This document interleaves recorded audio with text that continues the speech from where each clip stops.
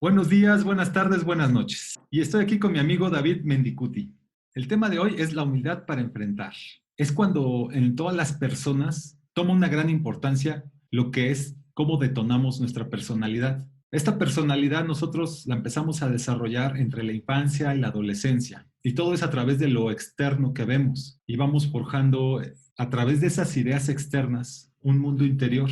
Igualmente, lo ideal sería crear un mundo donde todos pudiéramos desarrollar el potencial personal, pero comúnmente optamos por crear un mundo interno que nos dicta todo lo externo, todo eso que vemos. Y esto se malinterpreta mil veces. La manera más directa es salir de un estado de identificación extremista. Si nos empezamos a identificar con las religiones extremistas y herméticas, en esta primera instancia vamos a estarnos alejando de ese estado de presencia. Los 5 sentidos pueden ser el primer paso para concentrarnos en el presente. Y puede llegar una sensación de desprendimiento de la personalidad, pero una sensación que va acompañada de esa duda ante todo lo que es aprendido. Y de aquí surge un gran valor que queremos resaltar en esta plática, que es la humildad, que sería el arma más pacífica e impecable para continuar en este camino que somos. Y quiero empezar enseñándoles este dibujo. He decidido enfrentar la realidad, así que apenas se ponga linda, me avisan. Esto lo dice Felipe. ¿Por qué digo esto? Porque el chiste es sacar valor para empezar a enfrentar la vida exterior. Y en este nivel vamos a hablar de lo que dice Joseph Campbell, que es la ayuda de los otros y superar a los guardianes. Por el lado del catolicismo, vamos a hablar lo que es la comunión. Entre los temas más importantes sería la ética, las relaciones personales, la forma en que tomamos decisiones y cómo vamos a sobrevivir en nuestro medio social. Vamos a empezar a hablar del segundo día. Es cuando se crea el agua, se crea el cielo, se crea la tierra. Hablando del día segundo, dijo Dios, haya expansión en medio de las aguas y separe las aguas de las aguas. E hizo Dios la expansión y separó las aguas que estaban debajo de la expansión de las aguas que estaban sobre la expansión, y fue así. Y llamó Dios a la expansión cielos, y fue la tarde y la mañana el día segundo. Entonces, si se creó el agua, el cielo y la tierra, entendemos que esos son elementos que están en todas partes. En todo nuestro planeta hay agua, hay cielo y hay tierra. Vamos a tratar de hacer una analogía de que esto es nuestro estándar de medición. Justamente es el inicio de la intención. Nosotros podemos crear intenciones a partir de cualquier cosa, de eso que está en todas partes, de eso que vemos, de eso que sentimos, de eso que observamos, en sí, de todo ello que percibimos. Y bueno, todo eso que intencionamos justamente es sembrar para después cosechar. Qué bueno que hablas esto de con respecto a la intención. Es muy importante saber que en una de las cartas de Pablo en el Nuevo Testamento, él dice, no os engañéis, porque Dios no puede ser burlado. Todo lo que el hombre sembrare, eso también cosechará. Yo hago referencia a esto, a que en la cultura china, su filosofía de los 5 elementos habla de sembrar, cultivar, transformar, cosechar y economizar. Podemos ver una referencia clara de que todo esto es una intención. Todas nuestras semillas les podemos llamar intenciones y a partir de la intención podemos empezar a desarrollar un ciclo de crecimiento. Ahora lo importante es hacer conciencia de todo ello que sembramos, tanto sea algo funcional como algo disfuncional. Vamos a tomar en cuenta lo que es la pirámide de Maslow solamente como referencia de este nivel de necesidades. Ya estamos en un tercer nivel que se le llama la pertenencia. Hacemos lo que sea con tal de pertenecer. De tal forma, nuestro ego se siente identificado con un grupo, o mejor dicho, este grupo nos crea una personalidad a través del ego y nos podemos unir a cualquier grupo con el cual podamos tener una identificación hacia el mundo. Somos capaces de lo que sea con tal de pertenecer. Otro gran ejemplo actual es que estamos viendo este tipo de escenas, las selfies. Las selfies no tienen nada de malo, tomarse una foto a sí mismo, pero imagínate llegar a este extremo, tomar cada vez selfies más extremas. Te platico un poquito de estas fotos que te estoy enseñando. Son personas que han querido tomarse selfies exponiendo su vida. Hay un reportaje de una chica que iba manejando con su amiga para su despedida de solteras y estaban jugando con el celular tomándose selfies y justamente se tomaron una selfie y posteriormente a ello chocaron y murieron las dos. Entonces, la pregunta que estamos haciendo aquí es: ¿dónde quedó la humildad? Cada vez buscamos más formas extremas de identificarnos hacia el mundo. Una de las palabras del Señor Jesucristo que me impactaron mucho fue cuando comenta en los evangelios diciendo que tu mano izquierda no sepa lo que hace tu mano derecha. ¿Qué es ese motor que nos mueve desesperadamente a que todo lo que hagamos lo tenga que saber la gente? ¿Qué tan capaz soy yo de hacer algo grande, de hacer algo bueno en favor de la humanidad sin que nadie se entere? ¿Sería capaz de hacerlo? ¿Sería capaz de hacer algún bien hacia mi prójimo y quedarme callado, que nadie se entere? ¿Sería capaz yo de callar todos mis logros y tener solamente esa satisfacción de haberlo hecho yo, de haberlo logrado por mi esfuerzo, por mis capacidades, por lo que sea, por mi disciplina? Hay cantidades de ejemplos de videos en YouTube, por ejemplo, donde hay youtubers que empiezan a llevar comida o alguna ayuda a personas de la calle. Y nunca faltan las cámaras, siempre están ahí encima. Y esta es una escena que se repite constantemente e incluso es algo que a nivel de empresas se le llama relaciones públicas. Tener una buena imagen ante el público. Entonces, si en una de esas podemos hacer una buena acción sin necesidad de tener una retribución social, de validación, podríamos estar hablando de algo de humildad. Me recuerda un poco el caso de los menonitas, porque su sociedad está basada en la humildad. El chiste es que vivan de una forma austera. Llega el momento en que su humildad la empiezan a presumir.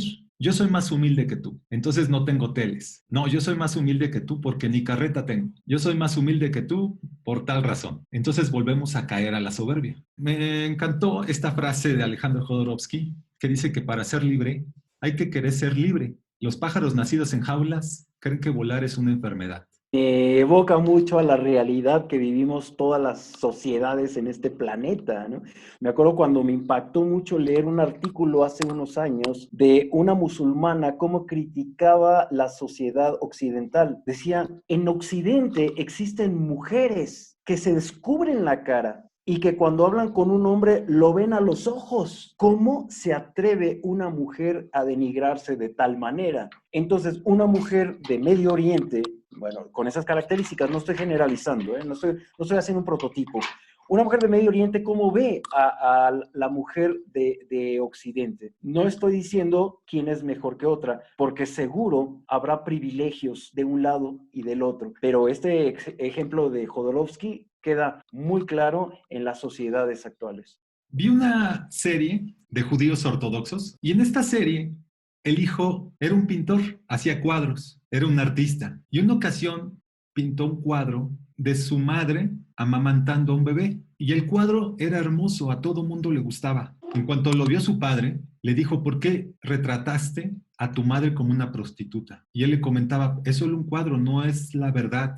La estás poniendo como prostituta de la calle. Y él no entendía por qué. Bueno, y resulta que cuando la madre estaba viva, era tan ortodoxa que cuando tenía un pañuelo, si se le salía un pedacito de cabello, se la pasaba llorando toda la noche. Porque en estas comunidades ortodoxas, las mujeres casadas no pueden enseñar su cabello. Tienen que usar una peluca o una pañoleta para cubrir su cabello. Y no se puede mostrar el cabello porque eso sería una señal de seducción. Así es. Así es, el cabello, la piel de la mujer es un elemento de seducción que solamente debe ser mostrada al marido. También tenemos aquí en México un ejemplo de una película que fue filmada en Xochimilco, una película maravillosa que se llamó María Candelaria. La protagonizó Dolores del Río y Pedro Armendáriz. María Candelaria, una cara hermosa de esta gran actriz, vino un artista extranjero, un pintor, y le gustó mucho y la retrató. Entonces, a la hora de retratar el torso, le pide que se desnude y ella no lo acepta, se sale del estudio del pintor y una ayudante de él accedió a que terminara el cuadro con su cuerpo desnudo y obviamente ven el cuadro de esta mujer de Xochimilco desnuda, termina en tragedia este asunto.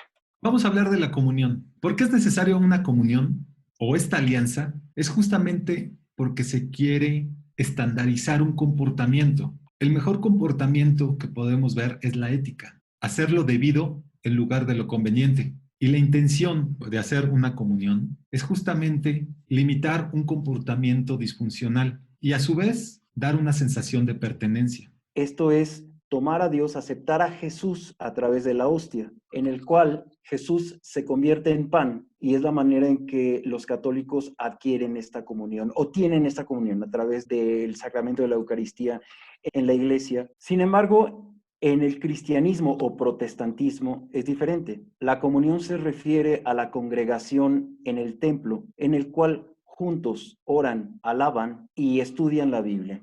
Se lleva un ritual en el cual se cambia el nombre. Vemos a lo largo de la Biblia cómo es común que se empiecen a cambiar los nombres a los protagonistas. Por ejemplo, Abraham y Pedro. Se llama Simón. Ok. Le dicen Pedro entre ellos, pero también después se le llamó Cefas. Muchos personajes de la Biblia se les cambió el nombre. A los apóstoles tenían su seudónimo. Y justamente el apodo es algo que se acostumbra en todas las, como yo le llamo, comunas. Y no hablando de comuna como si fuera algo separado de la sociedad, sino que todos tenemos comunas. La comuna de mi familia, la comuna de mis amigos, la comuna de la escuela, la comuna de la iglesia, hablando en ese sentido de la palabra. Y cuando pertenecemos a una comuna, es común que nos cambiemos el nombre. Y de ahí surgen muchos apodos. Ahí pasamos una vez más de la tradición a la creencia, tomando en cuenta que una tradición es una forma de transmitir o comunicar noticias, literatura, doctrinas, ritos, costumbres. Entonces, estas palabras están integradas dentro de una tradición y que se mantienen de generación en generación. Esta carga se hereda de manera subconsciente a todos los integrantes de una comunidad. Por otro lado, la creencia es una idea o pensamiento que se asume como verdadero. Una tradición, dentro de este contexto de costumbres, lo empezamos a crear como si fuera una idea o un pensamiento verdadero y de ahí vienen muchas enfermedades psiquiátricas, entre ellas los TOCs, el trastorno obsesivo compulsivo. Hay muchos que les podemos mencionar como los contadores, los repetitivos, etcétera. Nosotros manejamos un carro de manera automática. Hay personas que ya se persinan de manera automática y se acuerdan que no se persinaron por alguna razón. Esa tradición les puede crear un conflicto porque ya lo construyeron como una creencia. Exacto, y cuando no se practica, no se realiza esa práctica, viene una sensación de desamparo o de desnudez incluso. El guía que nos llevaba a diferentes lugares en Jerusalén nos llevó a celebrar el Shabbat en su sinagoga. Entonces, de regreso, en la cena de Shabbat, nos platicó que no creía en Dios. Entonces yo le dije, a ver, ¿cómo? Si yo te acabo de ver rezándole a Dios. Y él dijo, bueno, es que rezo no porque creo en Dios, sino porque creo en mi tradición. El problema de estar en una comuna, cabe decir, en una sociedad, es el control que se le puede ejercer a la población y a nosotros como individuos. En la Biblia se habla del censo que hizo Herodes, justamente para tener un control y reportárselo a César Augusto. Y un ejemplo muy claro de una tradición es ponerle a los bebés una manta que los enrolla y los limita de sus movimientos. De manera estereotipada, en las películas incluso lo metían a una canasta de pan. No era como para proteger al bebé, realmente era para que no molestara a los adultos. Esta es como una analogía de la forma del control que se le quiere tener a los que pertenecen a una sociedad, a una familia o a una comuna. Y bueno, cuando llega un niño al mundo, todas las pequeñas comunidades les llama mucho la atención y se hace un gran festejo. O por lo menos es algo que de entrada el niño que nace inocente ya va a ir cargando un estigma social, porque ese niño representa al padre y a la madre. Entonces cada uno de los que nacemos ya nacemos con una carga genética y aparte una carga mental. ¿Cómo me acuerdo cuando mi abuelita me decía que todo hombre debería casarse para tener una mujer que le lavara, que le planchara y que le hiciera la limpieza? Y no nada más eso, sino si nacías hombre, tú no tienes por qué lavar, no tienes por qué cocinar y no tienes por qué hacer la limpieza, porque para eso están las mujeres. Igualmente en mi familia, me comenta mi mamá que cuando nació mi tía, bueno, una pariente, una tía, dijo, hijo, qué mala onda que nació mujer, solo va a venir a sufrir. Entonces, ¿qué estigma y qué carga tan pesada para los recién nacidos? Ya de antemano tienen una responsabilidad adelantada. Ahora vamos a hablar un poquito de los nombres, porque en México, si hacemos una estadística, ¿cuántas Marías existen? ¿Cuántos Josés existen? No se diga cuántos Jesús existen. Muchas compañeras de la secundaria que habían nacido en el 68, muchas se llamaban Nadia, Olimpia y Olímpica. Es como ahora todos los hijos mujeres que vivieron su adolescencia en los 90s, les pusieron Brandon o Brian. Cuando tenemos un nombre, de alguna forma, trae ya una carga que, como lo dice Jung, es de manera arquetípica. Todo esto que voy a decir no es una ciencia comprobada, pero si observamos un poco, tener un nombre determinado nos lleva a tener determinadas conductas. Todas las Marías tienen esa predisposición a traer al mundo a todos esos hijos que les mande Dios. Y todos los Josés son de un perfil